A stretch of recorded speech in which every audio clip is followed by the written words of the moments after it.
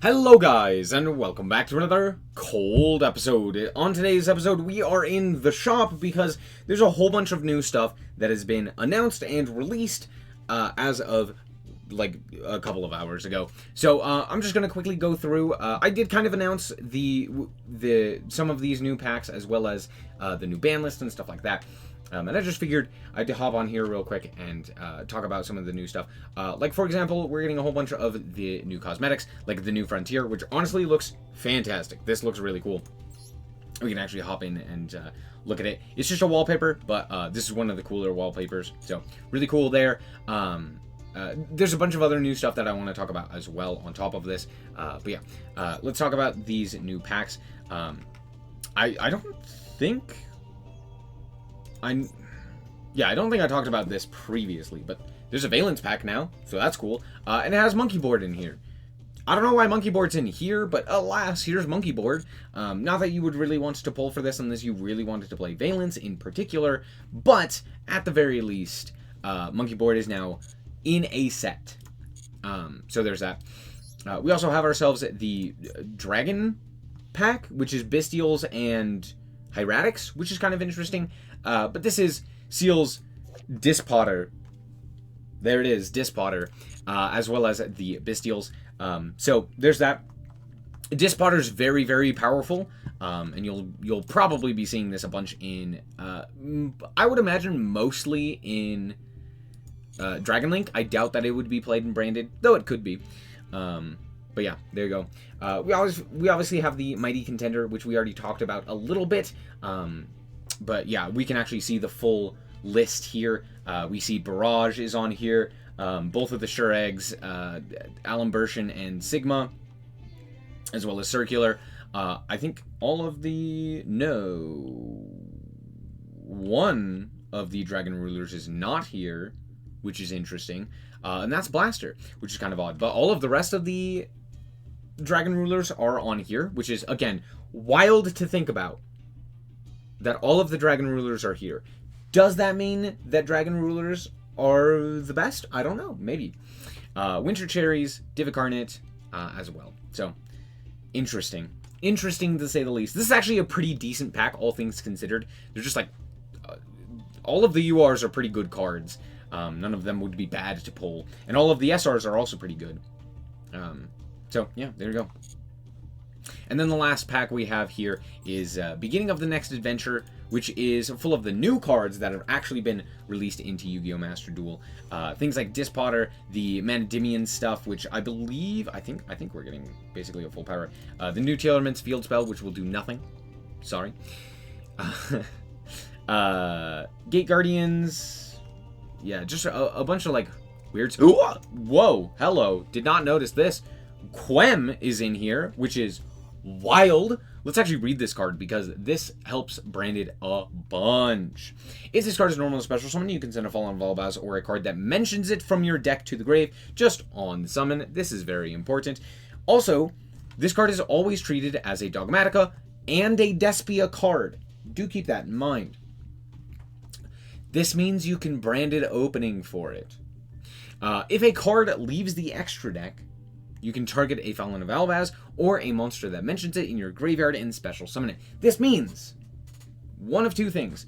Either you can special summon a Fallen of Albaz on the summon of an opponent's monster, or you could summon another monster that, for example, was already dispatched, like, for example, a Mirror Jade, for example, and you can bring that back in order to have that again. So, very, very powerful card, and is part of your end board most of the time with Branded. So, that's very strong. Honestly, a very, very good card. And also, on top of this, the effect here means that you can send something like a Branded Fusion in order to get that into the graveyard, and then add it back with the Counter Trap, which I forgot the name of right now.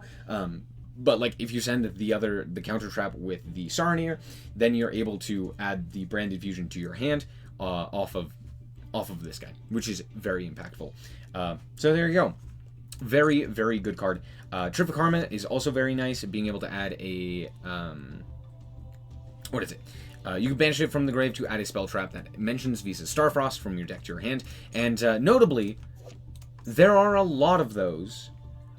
You can add Pearl Rhino, you can add Meta Noise or Soliak or Scream, or for the Manadimians, you can add basically anything, though they probably wouldn't play this. The reason I mentioned the tiers first is because they're more likely to actually utilize that extra deck, or the banish effect, so there's that. But I guess it technically has an effect here. You target a Visa Starfrost monster and an effect monster your opponent controls, negate that opponent's monster's effects, and if you do, that targeted monster gains attack equal to the original attack and defense of that monster. Yada yada. It's not really great. It's like a kind of a negate, but it is a negate, but it's not like a great negate. We also got Albion the Sanctifier Dragon, which is, well, let's just talk about this one. Follower of Albaz, any light spellcaster monster. Your opponent cannot target this card, cannot be used as fusion material. Your opponent cannot target this card with card effects, and you can only use the following effects once per turn. During your opponent's turn, quick effect, you can target 2 monsters in any graveyard. Special summon both monsters, 1 to each field, which is basically, what was it? The card that's banned, Expulsion. However, the difference is, this requires you to use your fusion summon in some capacity, which does hurt. You kind of have to set this up a lot more in order to get like a gimmick puppet lock. So I don't believe that the gimmick puppet lock or anything of that nature, like the Ito lock or something like that, is going to be the way to play branded, but it is something to keep in mind. Hey, this could come back. It just requires a lot more setup. So hey, if you're willing to play the brick, which I'm sure a lot of people are, especially in 60 card lists, then yeah, there you go. You can also tribute 4 monsters and the 2 in the extra monster zones and the 2 in the central main monster zones. And if you do special summon this card, it is very specific and not very good, because it basically requires you to have, well, it requires your opponent to have very specific zones being utilized. So again, it's you ignore that part, but that first part is mostly what it's used for. You basically Ito lock your opponent, or gimmick puppet lock them. All the rest of the stuff here is pretty par for the course. Let's count real quick how many URs are needed for, I guess it'd be Manadimian. There's 1, 2, right? 3, and 4, 5, right? To be fair, Prime Heart is not a 3 of. Rumim Heart absolutely is. I think this one's like 1 or 2 of. I think it's a 2 of, mostly. This is like a 2 of, and this is probably also a 2 of. So, yeah, it's fairly expensive. What are the rarities of all of the other stuff? Oh my gosh, we're actually getting Roar. This card kind of does stuff. I'm lying to you, it doesn't. But it kind of does.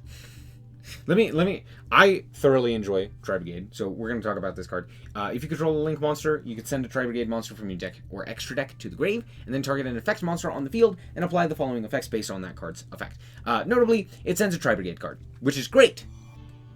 That's it. That's all you need to know. It sends a Tri-brigade card. This also means that you can send something like a Shuraig from your grave. So if you like banish 2, you can send Shuraig and then search out a card, which is very, very, very good. So there's that. But then it changes the targeted monster's attack to 0 until the end of this turn. Not really that big of a deal, because guess what? If you send a monster, you get to just send a monster, which is great. So obviously, it's not going to do much. But if you send a spell, like for example, itself, you can negate the monster's effect until the end of this turn. Again, just kind of an imperm. It's just kind of imperm. If you control a Link monster, do keep that in mind. And trap, you can return that monster to the hand. It's kind of a thing. It's not really that big of a deal. Maybe you play this, maybe you don't. I'd have to experiment with this, and I'm probably going to be. But yeah, there you go. But I think Manadimian is... Oh, I'm actually surprised. Fearless and Meek and Torrid and all of the other tribe... I don't know. They play a bunch of, like, Scareclaw stuff. I don't know how expensive Manadimian is going to be. Probably very. So there's that. Let's hop into the last thing I want to talk about, which is we are getting a Shuraig mate. Now, that's not actually the only thing that we got to talk about, but here he is. It's Tri-brigade Shuraig, the Ominous Omen, as a mate. Of course I'm ecstatic about this. It's also a deluxe mate, which I don't really care about. But look at my boy. Look at him go. Look at the Angel of Death. Yay! I'm so excited. Shuraig is one of my favorite cards, if not my flat-out favorite card in Yu-Gi-Oh! So I'm very excited about this. And yeah, it also just looks pretty good. But yeah, let's move on. We have upcoming duel trials, which are extreme duel trials, which are very funny in concept. A time limit of only 30 seconds. Aim for victory in a short span of time. Now, I've already complained about the timer being low, but I'm not going to lie, this does sound exciting. Because it basically nullifies combo decks. I don't know if this means, like, you only get 30 seconds the entire match, or if it's just, like, you get 30 seconds until you pass the turn. Which I hope it's that one, where you get 30 seconds and then you pass the turn, and then you get the normal timer stuff, so you can at least, like, have a duel and not just immediately die from not knowing how the timer works. And then the other one is funny. You only get 2,024 life points, and then you aim for victory in highly intense duels. But why? That's less than Duel Links. I don't know how I feel about this one. This one is ripe for abuse, for just, like, getting FTK'd. You only have to do 2,100 points of damage, which is super easy. That's stupid easy. So, a little bit scared, but we'll see how it goes. We have the Deluxe Mate, we have Duelist Cup stuff, which I genuinely do not care about. Branded Fusion Art, and that's basically it. Yeah, that's more or less all that I have to say about the update. But lots of cool stuff is currently out. This is a big update. Big update. Lots of new packs, lots of new stuff. And then, of course, my boy Shuraig. He's coming, and I'm so excited. So that's going to be it for this episode. I hope that you guys did indeed enjoy it. If you did, I like this very much. I appreciate it. And if you want to check out more content like this, as well as more Yu-Gi-Oh!, then just be sure to subscribe. And thank you guys so much for watching. And remember to always stay frosty. Bye-bye. Shout out to the Frost Guard, my members. Thank you guys so much for the support, and I hope you enjoy the content.